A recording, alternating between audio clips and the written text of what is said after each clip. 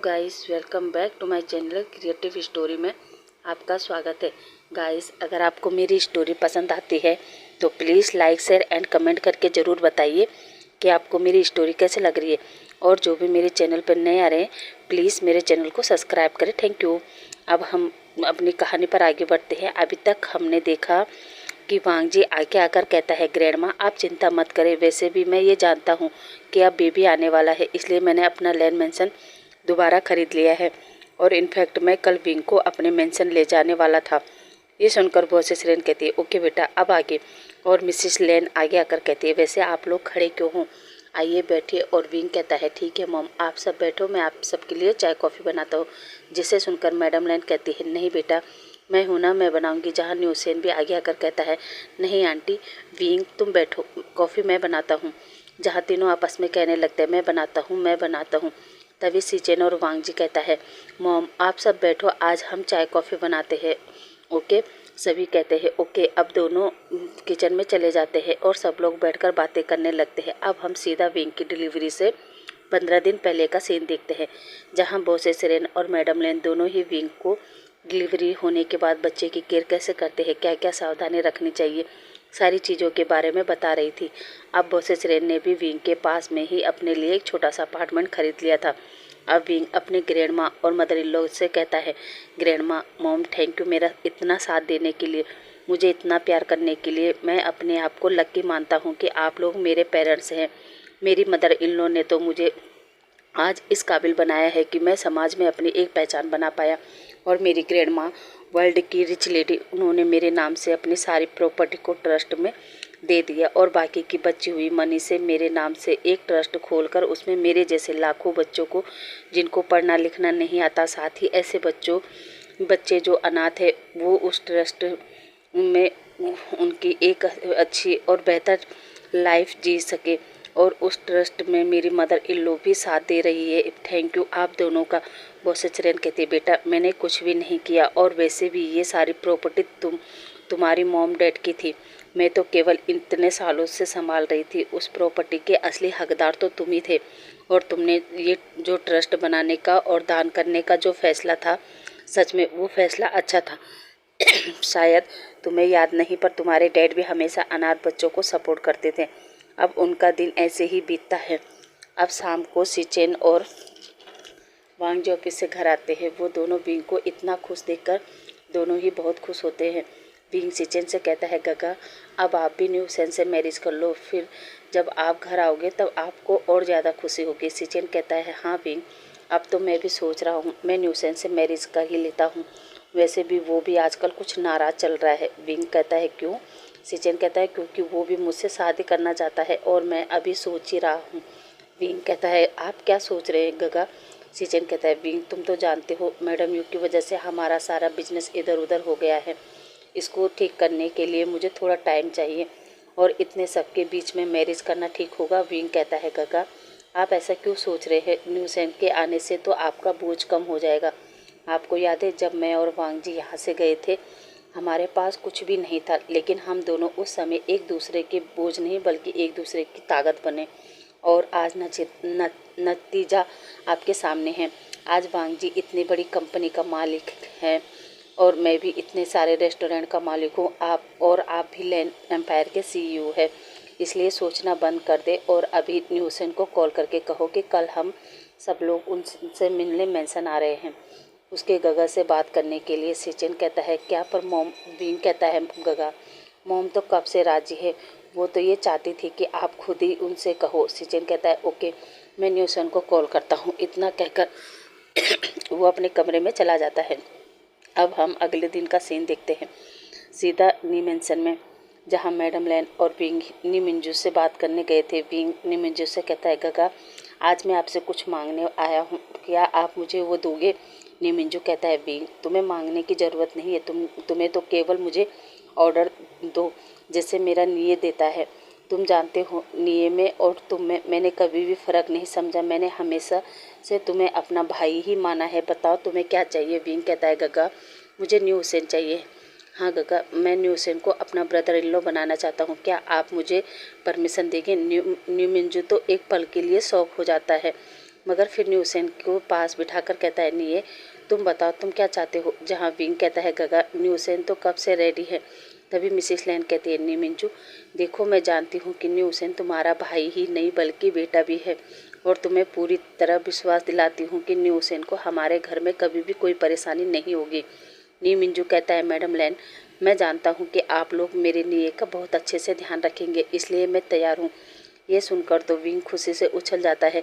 तभी नी मिंजू विंग को संभालते हुए कहता है आराम से विंग, क्या कर रहे हो, तुम प्रेग्नेंट हो। विंग सॉरी कहता है और कहता है वो मैं ज़्यादा ही खुश हो गया था क्योंकि फाइनली न्यूसेन अब 24 घंटे मेरे पास रहेगा। इतना कहकर विंग न्यूसेन को हक करता है। मैडम लेन कहती है ओके, फिर हम न्यूसेन और सीचेन की मैरिज 1 हफ्ते के अंदर ही कर देंगे, क्योंकि फिर विंग की डिलीवरी हो जाएगी तो सभी लोग बिजी हो जाएंगे, इसलिए मैं चाहती हूँ कि डिलीवरी से पहले हम मैरिज करवा लेते हैं। नीमिंजू कहता है ओके, जैसे आप लोगों की मर्जी। अब दोनों तरफ शादी की तैयारी चल रही थी, जहाँ नीमिंजू ने न्यूसेन के शादी में इतना खर्चा किया था कि सीचेन और न्यूसेन की शादी चाइना की सबसे महंगी शादी बन गई थी। विंग ये देखकर खुश था। वांग जी उसे देखता है और विंग से कहता है विंग क्या बात है, तुम बहुत हैप्पी लग रहे हो। वैसे इस शादी को देखकर मेरा भी मन कर रहा है कि मैं भी अपने आसिन से इससे भी बड़ी और ग्रैंड वेडिंग करूं। वैसे तुम्हारा क्या ख्याल है इस बारे में। विंग कहता है वांग जी तुम क्या बोले जा रहे हैं, उधर देखो स्टेज पर वैसे तो ये दोनों शर्माते नहीं हैं, और आज देखो कैसे शर्मा रहे हैं, ऐसा लग रहा है जैसे 2 अनजान लोगों को स्टेज पर खड़ा किया है। वांग जी कहता है कोई बात नहीं विंग, मैंने बढ़िया इंतजाम किया है। विंग कहता है कौन सा इंतजाम। वांग जी कहता है तुम कल खुद ही देख लेना, अब न्यूसेन और सीचेन की मैरिज हो जाती है और शाम को वेडिंग नाइट थी। वांग जी वही चॉकलेट सीचेन को देता है और कहता है गगा आप नर्वस हो रहे हो ना, तो मेरी मानो, आप 2-3 चॉकलेट खा लो, और हाँ 1-2 चॉकलेट ब्रदर इन लो मेरा मतलब न्यूसेन को भी खिला दो, आपकी नर्वसनेस ख़त्म हो जाएगी और आप आज की नाइट अच्छे से एंजॉय कर पाएंगे। सीचेन को नहीं पता था कि वो कौन सी चॉकलेट है, इसलिए वो अपनी नर्वसनेस को दूर करने के लिए चॉकलेट खा लेता है, यहाँ तक कि न्यूसेन को भी खिला देता है। और चॉकलेट खाने के बाद कुछ देर बाद ही दोनों हॉट हो जाते हैं और दोनों ही एक दूसरे को ब्रूटली पैशनेट हॉट किस करने लगते हैं और साथ ही इंटीमेट होने लगते हैं। दोनों ही खूब गहरी गहरी सांस से ले रहे थे, मौन कर रहे थे, जिनकी मॉर्निंग की आवाज़ जब विंग सुनता है तो उसे शक हो जाता है और वो वांग जी से कहता है वांग जी ये सब तुमने किया ना। वांग जी कहता है विंग मैं तो तुम्हारे पास हूँ, और वैसे भी मैं ये सब उनके साथ क्यों करूँगा, मैं करूँगा तो तुम्हारे साथ करूँगा ना। विंग कहता है बकवास बंद करो और सो जाओ। इतना कहते ही वांग जी कहता है ओके विंग, अभी के लिए तो मैं सो जाता हूँ, मगर बेबी के आने के बाद मैं तुम्हें बिल्कुल भी नहीं छोड़ने वाला। इतना कहकर वो विंग के फोरहेड पर किस करता है और उसे कडल करके सो जाता है। इधर पूरी रात न्यूसेन की हालत ख़राब थी, उसे नहीं पता था कि सीचेन जैसा पर्सन एक बीस्ट निकलेगा। अगली मॉर्निंग दोनों ही पूरी रात की एक्टिविटी के कारण सोए थे और ना ही घर वालों ने किसी ने भी सीचेन और न्यूसेन को जगाया। इधर वांग जी तो अपने ऑफिस निकल जाता है और मैडम लेन विंग को लेके हॉस्पिटल अपने हस्बैंड लेन कुरिन से मिलने और विंग का चेकअप करवाने। जहाँ विंग चेकअप करवाने के बाद डॉक्टर से कहता है कि उसका बीबी ठीक तो है ना। डॉक्टर बताती है वो और बीबी दोनों हेल्दी है, बस 1-2 दिन बाद ही उसे हॉस्पिटल आना होगा। इधर मैडम लेन भी डॉक्टर से अपने हस्बैंड के बारे में पूछती है कि अब वो 7 साल हो गए हैं, ये कब तक उठेंगे। डॉक्टर अभी भी मैडम लेन को कोई जवाब नहीं देते। अब विंग और मैडम लेन वापस मेंशन में आते हैं, जहां दोपहर के 2:30 बजे चुके थे, मगर अभी भी सीचेन और न्यूसेन दोनों सोए थे। मैडम लेन कहती है क्या ये लोग अभी तक सोए हैं। विंग कहता है मॉम उन्हें आराम करने दे, अब उनका आज का दिन भी बीत जाता है। और शाम के करीब 8 बजे सीचेन और न्यूसेन दोनों की ही आँख खुलती है। न्यूसेन तो हिल भी नहीं पा रहा था। सीचेन अपना सर पकड़ता है और खड़ा होता है और वो सीधे वॉशरूम में जाता है और एक शावर लेता है, जहाँ वो अपनी बॉडी को देखकर शौक था, क्योंकि हुसैन ने उसकी पूरी बॉडी पर हिकिस बाइट और स्क्रैच मार रखे थे। सीचेन अपनी बॉडी को देखकर कहता है गॉड, ये नील ने मेरी बॉडी का क्या हाल किया है। अब सीचेन बाहर आकर न्यूसेन से कहता है बेबी तुमने मेरी बॉडी की क्या हालत कर रखी है। जैसे ही न्यूसेन ये सुनता है वो सीचेन से कहता है you Bisht I kill you, मैं तुम्हें मार डालूंगा, तुम्हें अपनी बॉडी की फिक्र है और मेरी बॉडी का क्या, मैं तो बेड से उठ भी नहीं पा रहा हूँ। पहले तो तुम ये बताओ तुमने कौन सा नशा किया था जो तुम एक जानवर की तरह मुझे नोच रहे थे, देखो जरा मेरी हालत देखो। जहाँ सिचन कहता है मैंने क्या किया है, और ब्लैंकेट हटाकर देखता है तो सौख्यों की हुसैन की बॉडी पर ऊपर से नीचे तक बाइट मार्क बने हुए थे। सिचन फटाफट दोबारा ब्लैंकेट डालता है और अपना सलाइवा गटकते हुए कहता है, क्या ये सब मैंने किया है? हुसैन कहता है, हाँ और नहीं तो क्या। पता नहीं कल तुम पर कौन सी आत्मा आई थी, मना करने के बावजूद भी तुमने मेरा ये हाल कर दिया। आप खड़े क्यों हो? मुझे उठाओ, मुझे भी फ्रेश होना है और भूख भी लगी है।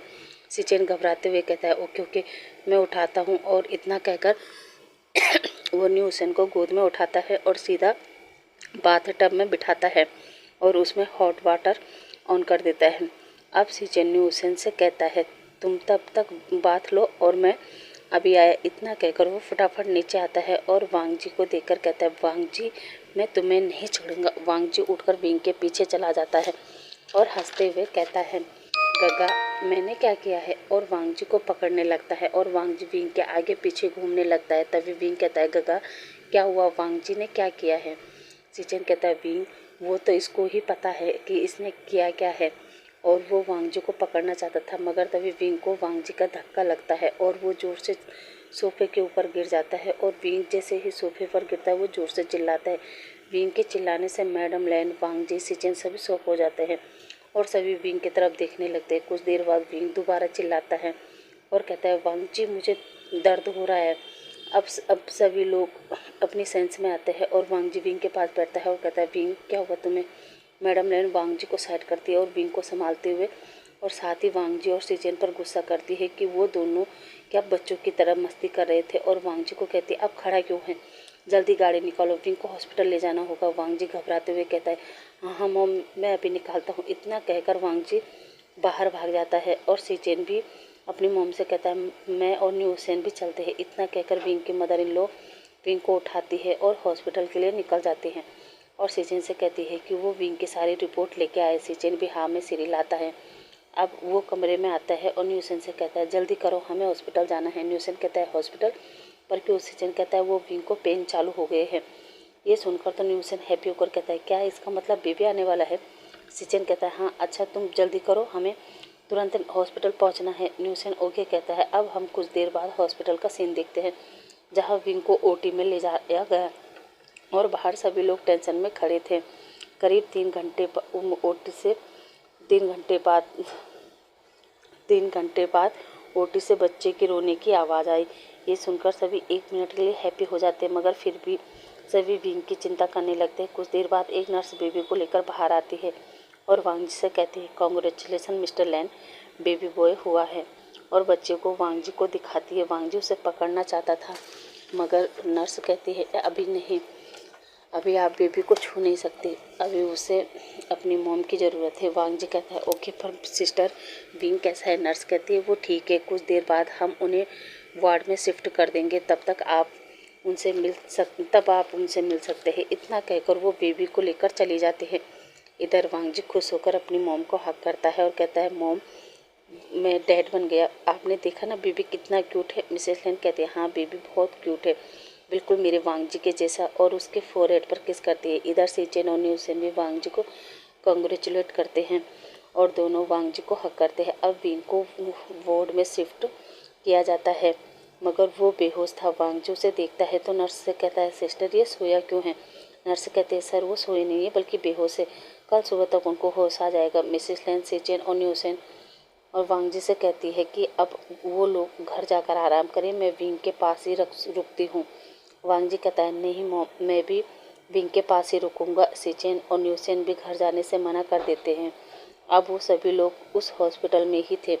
अब अगली मॉर्निंग करीब 9 बजे विंग को होश आता है तो सामने वांगजी को देखकर कहता है, वांगजी मैं कहाँ हूँ? वांगजी कहता है, विंग तुम्हें होश आ गया? विंग अब अपना बेली चेक करता है और अचानक कहता है, बेबी कहाँ है? वांगजी विंग से कहता है, बेबी ठीक है। विंग वो मॉम के पास है, मॉम बेबी को डॉक्टर से चेक करवा रही है। इतना कहते ही मिसिस लैन अंदर आती है और वो विंग से कहती है, विंग तुम उठ गए? और इतना कहते ही मिसिस लैन बेबी को विंग के पास लिटा देती हैं। विंग अपने सामने उस छोटे से बेबी को देखकर इमोशनल हो जाता है और उसके आंखों से आंसू गिर जाते हैं। वांगजी विंग से कहता है, विंग क्या हुआ? विंग फेस पर एक स्माइल रखकर नाम में इशारा करता है और वांग जी से कहता है वांग जी थैंक यू मुझे इतना प्यारा गिफ्ट देने के लिए। वांग जी कहता है नहीं विंग, थैंक यू तो मुझे कहना चाहिए, तुमने मुझे और मेरे पूरे परिवार को ये अनमोल तोहफा दिया है। और विंग के फोrehead पर किस करता है। अब कुछ देर बाद विंग अपने बच्चे को निहारता है, प्यार करता है, तभी वो रोने लगता है। मिसेस लेन उसे उठाती है और अपने हाथों से मिल्क फीड कराती है। विंग को ये देखकर अजीब सा महसूस होता है, क्योंकि विंग अपने बच्चे को अपना मिल्क फीड नहीं करा सकता था। वांग जी विंग के पास बैठकर उसके हाथ को पकड़ता है और उससे कहता है कि अभी 15 दिन तुम्हें यहीं हॉस्पिटल में रहना है। विंग कहता है क्या। वांग जी कहता है हाँ डॉक्टर ने कहा है तो मानना पड़ेगा। विंग ओके कहता है। अब दिन ऐसे ही बीत गए और आज वो समय आ गया जब विंग को डिस्चार्ज मिल गया था। विंग अपने बेड पर अपने बेबी के साथ लेटा था, तभी वांग जी विंग और बेबी को लेने आया था। विंग वांग जी से कहता है कि मॉम और बाकी सब कहाँ हैं। वांग जी कहता है वो सब लोग घर पर ही हैं। विंग कहता है क्या मॉम और ग्रैंडमा कोई भी मुझे और बेबी को लेने नहीं आए। वांग जी कहता है विंग सभी अपने अपने वर्क पर बिजी है, पर तुम चिंता मत करो, मैं हूँ ना तुम्हारे और बेबी का ध्यान रखने के लिए। और वो सारा सामान रखते हैं। और विंग बेबी को उठाता है और घर आने के लिए निकल रहे थे, तभी विंग वांग जी से कहता है वांग जी जाने से पहले मैं बेबी को उसके ग्रैंडपा से मिलवाना चाहती हूँ। वांग जी कहता है पर विंग तुम जानते हो ना डैड। विंग कहता है हाँ मैं जानता हूँ, इसलिए प्लीज़ कम से कम उन्हें पता तो चले कि अब उनका ग्रैंड चाइल्ड उनका इंतज़ार कर रहा है, शायद अब वो जल्दी उठ जाए। विंग वांग जी से काफ़ी रिक्वेस्ट करता है और वांग जी मान जाता है। अब विंग बेबी और वांग जी के साथ अपने डैड के पास जाते हैं, जहाँ विंग बेबी को लैन कुरेन के पास लेटाकर कहता है डैड ये देखिए आपका ग्रैंड चाइल्ड बिल्कुल आपके जैसा है, प्लीज़ डैड उठिए और अपने ग्रैंड चाइल्ड को अपना आशीर्वाद दीजिए। तभी बेबी रोने लगता है। विंग उसे उठाता है, उसे चुप कराता है, मगर वो चुप ही नहीं होता। वांग जी विंग से कहता है विंग लाओ मैं बेबी को बाहर ले जाता हूँ। इतना कहकर वो विंग से बेबी लेता है, मगर तभी वांग जी को एहसास होता है कि किसी ने उसके हाथ पकड़ लिए। जैसे ही वो देखता है तो वो शौक, क्योंकि कुरेन ने अपनी आंखें खोल ली और वांग जी का हाथ पकड़ लिया और दूसरे हाथ से अपने मास्क को हटाता है और वांग जी से कहता है वांग जी तुम मेरे ग्रैंड चाइल्ड को कहाँ ले जा रहे हो, अभी तो मैंने उसे देखा भी नहीं। वांग जी जब ये सुनता है वो तो शौक, लेकिन फिर भी अपने डैड को हक करते हुए कहता है डैड आप उठ गए और डॉक्टर को बुलाता है। डॉक्टर लैन कुरेन को चेक करता है और वांग जी से कहता है कांग्रेचुलेसन वांग जी, लैन कुरेन अब बिल्कुल ठीक है। हाँ अभी थोड़ा ये चल फिर नहीं पाएंगे, क्योंकि इतने सालों से लेटने के कारण उनके हाथ पैर अच्छे से काम नहीं कर रहे हैं, मगर कुछ दिनों में ये पूरी तरह ठीक हो जाएंगे। वांग जी खुश होकर डॉक्टर से पूछता है डॉक्टर क्या मैं अपने डैड को भी घर ले जा सकता हूँ। दरअसल आज मेरा बेबी 15 दिन बाद पहली बार अपने घर जा रहा है, तो मैं सोच रहा था कि क्यों ना डैड भी हमारे साथ चले। डॉक्टर कहता है हाँ क्यों नहीं, ओके क्यों नहीं, पर अभी मैं उनके साथ एक नर्स को भेजूंगा जो मुझे पल पल लैन कुरेन की खबर देगी, क्योंकि आप तो जानते हैं कोमा पेशेंट अचानक जाग जाए तो उनके अच्छे परिणाम भी हो सकते हैं और बुरे परिणाम भी। इसलिए वांग जी कहता है हाँ हाँ आपको जो भी करना है वो करे, जिसे भेजना चाहते हैं भेजिए, मगर मैं आज अपने डैड को भी अपने साथ ले जाना चाहता हूँ, क्योंकि डैड को देखकर मेरी मॉम और मेरे गगा की खुशी डबल हो जाएगी। डॉक्टर कहता है ठीक है मैं कुछ पेपर वर्क पूरा करता हूँ, तब तक आप इंतज़ार कीजिए। वांग जी हाँ में से रिलाता है और अगर अपने डैड के पास बैठ जाता है। करीब 5 बजे तक वांग जी वहाँ से बेबी और अपने डैड को लेकर घर आता है, जहाँ बेबी के आने की पूरी तैयारी कर रखी थी। लैन मैंसन में बेबी के आने की खुशी में एक ग्रैंड पार्टी रखी हुई थी। विंग जैसे ही गेट में पहुंचता है, मिसिस लैन बेबी को देखकर हैप्पी थी, मगर जैसे ही उसकी नज़र कुरेन पर जाती है, मिसिस लैन इमोशनल होकर लैन कुरेन को हक कर लेती है और कुरेन से कहती है कुरेन आप ठीक है, पता है आपके बिना मेरी क्या हालत थी। सिचेन भी बाहर आता है और अपने डैड को देखकर वो भी इमोशनल होकर उन्हें हक करता है। अब काफ़ी देर उन्हें गेट पर ही हो जाती है। तभी कुरेन कहता है लैनी सारी बातें यही करोगी कि क्या अंदर भी चलोगी। देखो हमारा ग्रैंड सन भी सोच रहा होगा कि मुझसे ज़्यादा अटेंशन तो उसके ग्रैंडपा ने ले लिया। लैनी कहती है हाँ चलिए, और विंग को भी हक करती है, प्यार करती है और बेबी को गोद में लेकर अंदर आती है। सर्वेंट सबको चाय कॉफ़ी सर्व करती है। आप मिसिस लैन वांग जी से कहती है वांग जी विंग को अंदर ले जाओ और रेडी हो जाओ। वांग जी हाँ में सिर हिलाता है। लेनी भी कुरेन को अंदर रूम में ले जाती है और अब कुरेन को भी रेडी होने को कहती है। कुरेन कहता है रेडी पर क्यों? लेनी बताती है कुरेन, इन सालों में हमने हर मुश्किलों का सामना किया है मगर आपके बच्चों ने हिम्मत नहीं हारी और आज हमारा सब कुछ खोकर हम दोबारा हासिल किया है। इसलिए मैंने सोचा आज इस घर में सभी को एक ग्रैंड पार्टी दूं अपने ग्रैंड चाइल्ड के आने की खुशी में, क्योंकि इन सालों में इस घर में हमेशा मायूसी ही छाई थी मगर अब तो मेरे पास दो खुशी है, इसलिए सेलिब्रेशन करना तो बनता है ना। तो चलो कुछ देर में ग्रैंड गेस्ट आने वाले हैं, तुम रेडी हो जाओ। अब करीब 9 बजे चाइना के सभी छोटे बड़े बिजनेसमैन लैंड पार्टी में आना शुरू हो गए थे। उस मेंशन में खूब जोरों शोरों से पार्टी का शुभारंभ हुआ। मिसिस लेन स्टेज पर खड़े होकर कहती है, लेडीज एंड जेंटलमैन, जैसा कि आप सभी को पता है कि ये पार्टी मैंने अपने ग्रैंड चाइल्ड की होने की खुशी में रखी थी मगर मेरे ग्रैंड चाइल्ड के साथ साथ मुझे एक और खुशी मिल गई। मैं आप सबको बताना चाहती हूँ कि मेरा ग्रैंड चाइल्ड अकेला इस घर में नहीं आया है बल्कि अपने साथ अपने ग्रैंड पा को भी लाया है। आप सब जानते हैं मिस्टर लेन, मेरा मतलब मेरे हस्बैंड इतने सालों से कोमा में थे मगर आज वो बिल्कुल ठीक हो गए हैं, इसलिए आज हम सबके लिए ये पार्टी डबल सेलिब्रेशन बन गया है। तो प्लीज़ आप सबसे रिक्वेस्ट है कि आप सभी इस पार्टी को एंजॉय करें और मेरे ग्रैंड चाइल्ड को अपना प्यार और आशीर्वाद दीजिए। Thank you. जैसे ही मिसिस लेन अपना स्पीच ख़त्म करती है उसके बाद उस हॉल में तालियों की गूंज उठने लगती है और सभी लोग कुरेन और मिसिस लेन को ग्रीट कर रहे थे और साथ ही कॉन्ग्रेचुलेट भी कर रहे थे और विंग और वांग जी को भी कॉन्ग्रेचुलेट कर रहे थे। तो गाइस इसी हैप्पी मोमेंट के साथ हमारी ये हिस्टोरी फाइटर यहीं समाप्त होती है। गाइस आपको स्टोरी कैसे लगी मुझे कमेंट करके ज़रूर बताइए और अब आपसे कल मिलते हैं एक नई स्टोरी के साथ में। गाइस अगर आपको मेरी स्टोरी पसंद आती है तो प्लीज़ लाइक शेयर और सब्सक्राइब ज़रूर करें। तो अब आपसे कल मिलते हैं, तब तक खुश रहिए, मस्त रहिए और मेरी स्टोरी को एंजॉय करिए। Thank you, bye bye.